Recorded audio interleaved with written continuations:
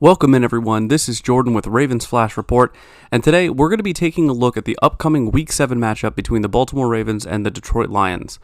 The Lions will be coming into Baltimore trying to move to 6-1 for the first time since 1956, over 65 years ago. Meanwhile, the Ravens, sitting at 4-2, will attempt to win at home for just the second time this year. This game will be Baltimore's toughest test so far this season, so I'm going to go over what Lions players the Ravens need to be on the lookout for, along with several Ravens players that I feel are going to be key contributors to winning this game. I'm also going to get into a quick breakdown on what each team needs to do in order to win this game. Alright, let's get to it. They're going to get a Super Bowl out of me. Believe that. Believe that.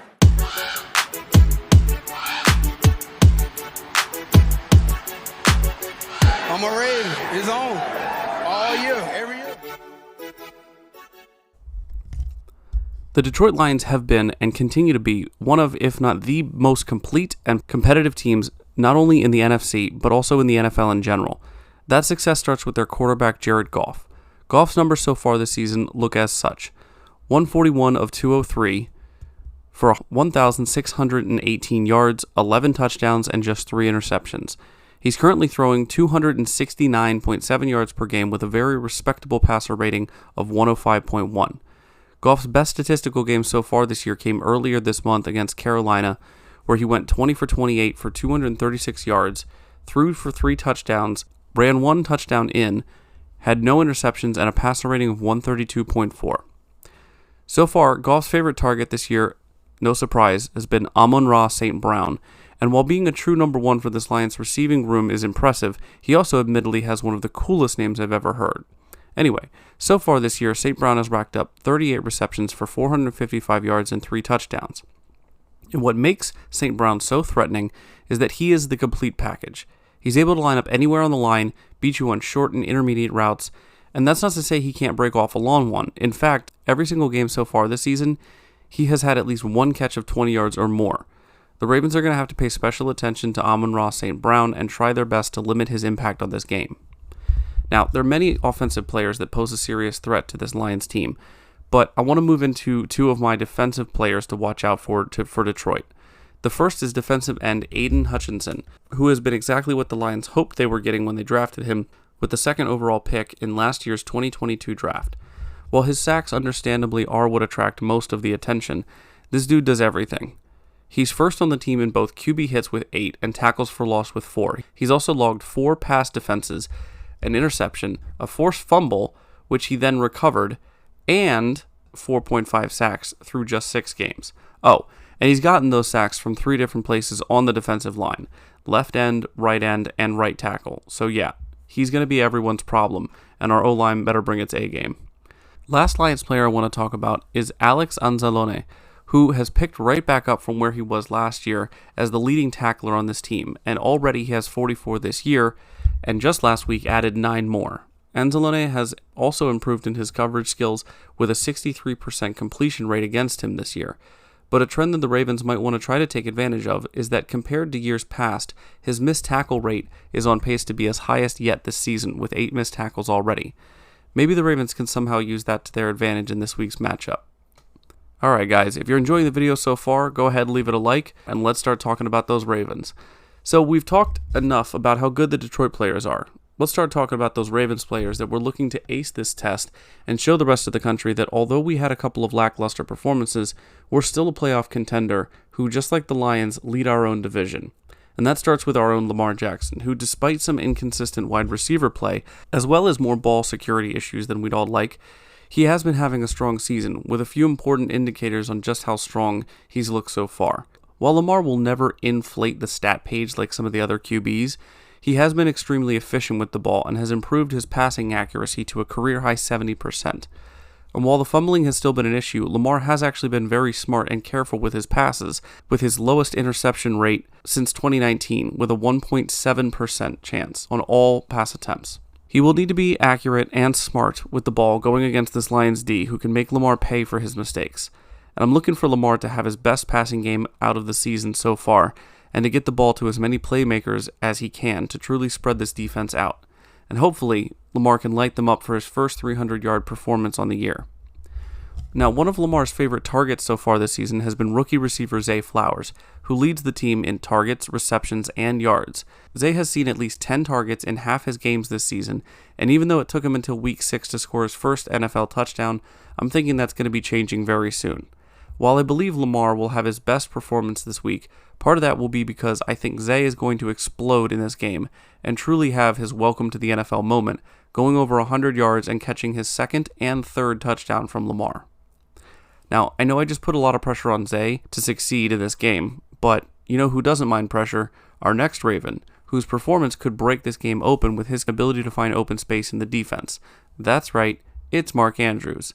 And I don't know why, but I feel like we haven't had a pissed-off Mark game in a while, and I want to see that on Sunday. We saw flashes of Mark in the Cleveland game, both in the open field where Lamar threw it across his body, and Mark took it 36 yards upfield, and then in the red zone, where he had maybe his most impressive touchdown catch that I've seen from him, going up over 3 Browns defenders, as the commentator said, climbing the ladder. If Lamar and Zay are doing well and doing their thing, that usually is a pretty good indicator for Mark's status too. But I want to give some love to the Ravens' defense, and there's plenty of guys that I could put here. After all, I did just do a video talking about how Roquan Smith and Patrick Queen are the best linebacker duo in the league, and you can check that video out right here. But the Raven on defense that I'm going to be paying close attention to is defensive back Brandon Stephens, who so far this season has stepped up more than almost anybody else on this team, taking on a huge role in the quarterback room where we've seen some issues with injury and just underperforming, and being given some of the toughest assignments we've seen so far this year.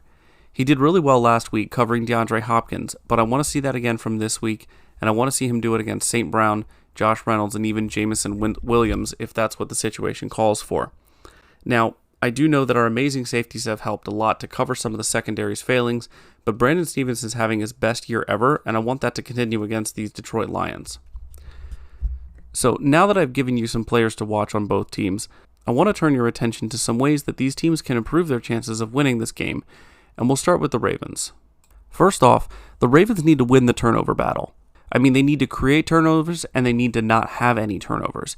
That has been a huge Achilles heel of ours so far this season. We also need to keep the Lions offense off the field as much as we can because they can score quickly and a lot if we give them the chance, and I want to keep our defense as fresh as possible. Next, we need to spread the ball out early and often. I think the Ravens do best, and Lamar does best, when we get everybody spread out. Next, we need to use smart play calling in the red zone, and I don't just mean only runs in one game or only pass attempts in the other game, but use some of our own tendencies against them. Line up in a formation where they think they know what they're getting, and then use a different play call. And 5, protect the ball and stay disciplined, aka don't let the Ravens beat the Ravens. Both games that we've lost this season, the teams that we played against technically beat us, but really it was the Ravens who lost the game. As they say to Westbrook, did they beat you or did you lose the game? Alright, but next up, we're going to be talking about how the Lions can win this game. First of all, winning the turnover battle. I know, it seems a bit of a cop-out, but let's be honest. If you win the turnover battle against Baltimore, so far this season, you got a pretty good chance of winning the game. Second point, the defense has to win in the trenches. This is a really good team against the run, and the Ravens have been underwhelming compared to their standard. So if this defensive line can push our offensive line around, especially in the run game, it's going to be a long day for the Ravens. Number 3, they need to control the clock as much as possible. Now, that's a little hard to do because the Ravens, they like to play the clock game, especially John Harbaugh, and I think it's more on John Harbaugh than it is on Todd Monken when we get into late game situations, but either way, they need to try to control the clock as much as possible and stay on the field. Next up, and it hurts me to say this, but the Lions need to test Marlon Humphrey early because so far this season, since he's come back, he has not looked good, and it makes me nervous, but right now it just doesn't seem like Marlon really has it, and there's a lot of really fast physical guys on this Lions team that can probably make him pay. Last but not least, stay aggressive on offense. So the Ravens, they can get a little easy going later in the game if they have a lead. We've seen that in pretty much every single game so far this season. And if the Lions can stay aggressive on offense, with or without the lead, I don't know how resilient this Ravens team is going to be. But we've seen in several circumstances where if the Ravens either get a bad turnover or something else doesn't go their way, the momentum shifts, they seem like they enter some kind of fog for the next 3 or 4 drives. And that's something that the Lions can easily take advantage of. So for my pregame thoughts, I kind of covered some of these already, but I just want to run through them real quick. Like I said, this is our toughest opponent so far, on offense and defense. Yes, the Browns were tough, but when their offense is what it is, it's just going to make that defense not really play up to their normal standard. We need to reduce the amount of drives where we face 3rd and long. I know we want to run the ball. I know we need to establish the run, but sometimes just take a check down, just take the easy play, make it a little bit easier on yourselves. Let's not always be in 3rd and 8, 3rd and 7. Let's try to get some easier downs. Also, the foot needs to stay on the pedal the entire game. I don't care what the score is. If we're up by 24 in the 4th quarter, I want to see us go up 31. Ravens may have to use the pass to set up the run in this game. Detroit is very good against the run. So the Ravens are they're going to have to work hard to get any yards on the ground. And I think that's going to be a challenge for them. But I think setting up the pass first might help that. All right, guys, just like I said in my pregame thoughts, this is beyond a doubt our biggest challenge yet, and while a loss here wouldn't hurt as bad as a loss to an AFC opponent, I still think for the mentality and confidence of this team, this is bordering on a must-win type of game. And I know that term is thrown around a lot, but if the Ravens want to be considered true contenders, they have to win against other great teams in both the regular season and the postseason. I want to hear from you guys, though, on who you think wins and what the score will be. And be honest with me. I know there's a lot of Ravens fans out there who aren't high on the team right now, and I understand it. But I'm not one of them. Even though I do think Lamar and Zay will have great games, I still don't see this being a high-scoring game. So my prediction is Ravens win 24-21. And just for fun, it's going to be a Justin Tucker field goal to win it. That's going to do it for me, but I really want to thank you all for checking in, and if you liked the video, hit the like button. And if you like this sort of content, subscribe to my channel. I got a few more things in the works that'll be coming out soon, so stay tuned. But have a great day. Have a great weekend. Let's go Ravens, and stay safe out there, guys. Bye.